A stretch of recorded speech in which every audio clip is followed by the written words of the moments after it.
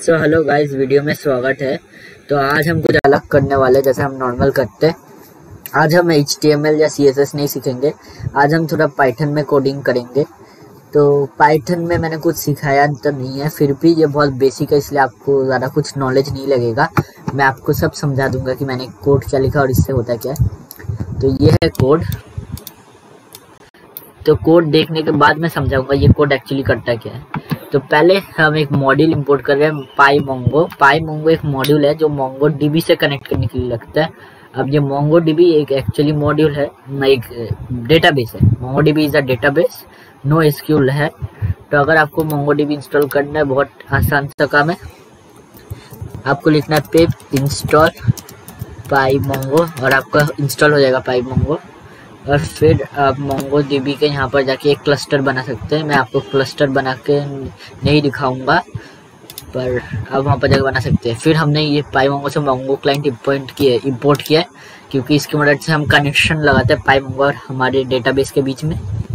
उसके बाद हमने DNS इंपोर्ट किया। DNS से सिक्योर कनेक्शन लगता है हमारे और पाईमोंगो के बीच में।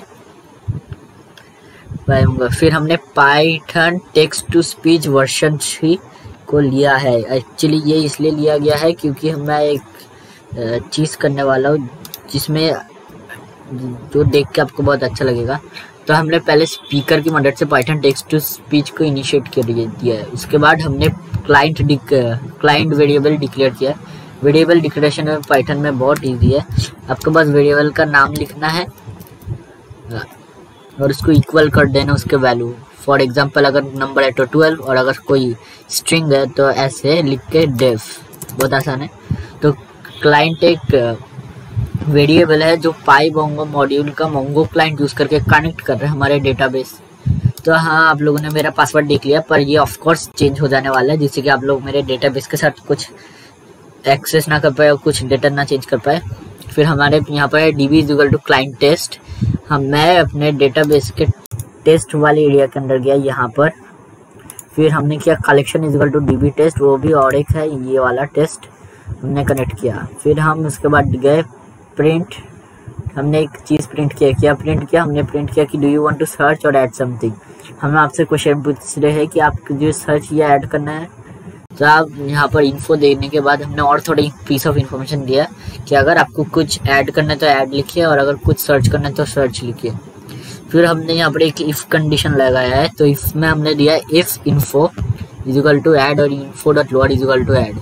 ये इफ़ कंडीशन कह रहा है कि अगर इन्फो का जो रिस्पॉन्स ऐड है या फिर इन्फो का हमने लोअर केस में कन्वर्ट किया, ये पाइथन का बिल्ट इन फंक्शन है, अगर वो ऐड है तो पहले हमने ऐड एक लेना है, ऐड एक इनपुट लेना है और जो होगा व्हाट टू ऐड नाम का एक इनपुट लेना है, जहाँ पर आप एक क्वेश्चन को ऐड करेंगे। फिर हमने प्रिंट उसके बाद करने के बाद हमने लिखा print also add the answer. इसके बाद हम आंसर ऐड करेंगे। तो आंसर के लिए हमने स्ट्रिंग A लिया। तो हमने उसके बाद उसके बाद हमने एक डिक्शनरी बनाई जिसका नाम हुआ ऐड Q, और उसमें वैल्यू दो है Q और A, और Q का वैल्यू है Q यानी क्वेश्चन का वैल्यू है ऐड, जो ये वाला वेरिएबल डिक्लेयर किया था, और A का वैल्यू है A स्मॉल a, जो यहाँ पर ये वाला वेरिएबल डिक्लेयर किया था। फिर हमने कलेक्शन डॉट इंसर्ट 1 करके ये किया। ये पाईमोंगो का एक इनबिल्ट फंक्शन है जो हमें डेटाबेस में डेटा इंटर करने की इजाज़त देता है। फिर हमने पाइथन टेक्स्ट टू स्पीच की मदद से हमने कहा कि इसको कहा कि सक्सेसफुली एडेड होना चाहिए, सक्सेसफुली एडेड, और हमने वेट किया जब तक वो बात ख़त्म कर रहा है। अच्छा, अब हमने और एक इफ़ कंडीशन लगाया कि अगर इफ़ ये ऐड की जगह अगर वो इन्फो सर्च या फिर लोअर केस सर्च हुआ तो हमें एक काम करना है, हमें लेना है enter a question, Q is equal to enter a question.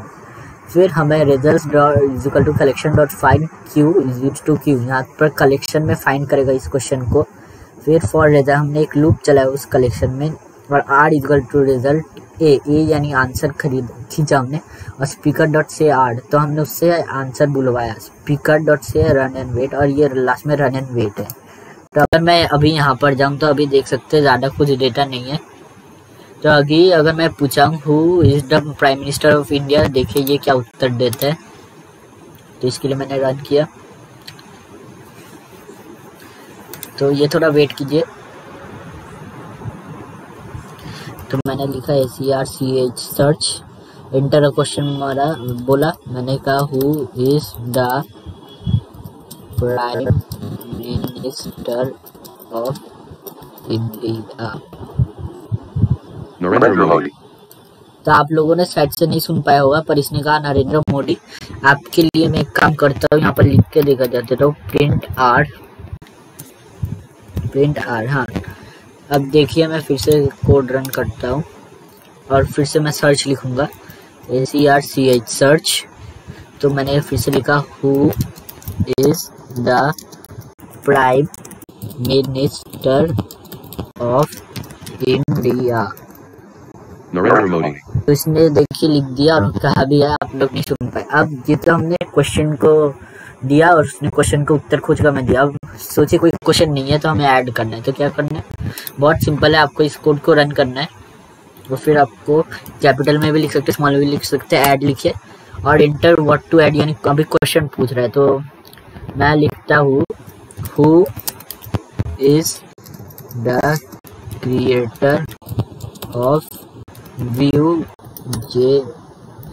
हाँ, ये मैंने क्वेश्चन ऐड किया और इसका आंसर भी देना है, तो मैं लिख देता हूँ A1 U is the creator of Vue.js।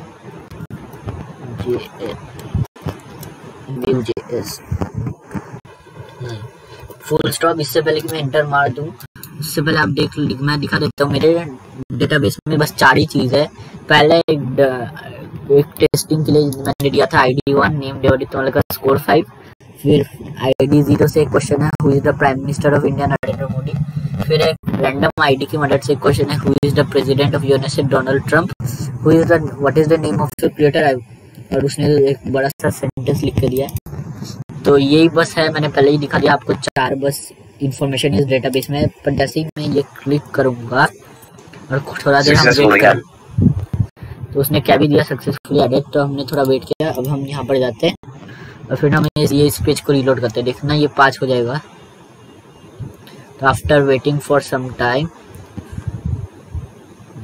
Loading documents, देखिए 5 हो गया और यहाँ पर आ गया who is the creator of Vue.js।